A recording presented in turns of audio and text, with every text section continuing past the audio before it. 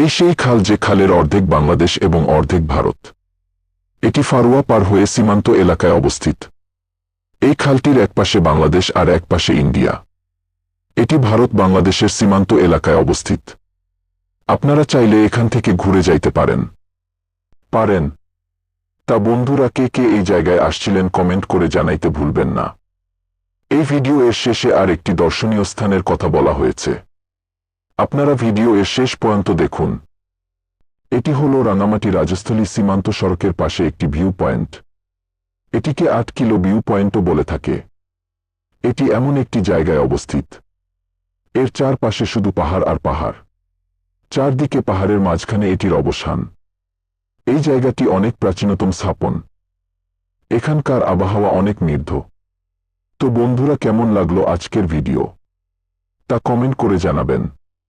এরকম নতুন নতুন ভিডিও পেতে এই চ্যানেলটি সাবস্ক্রাইব করে পাশে থাকুন। ধন্যবাদ। আসসালামু আলাইকুম।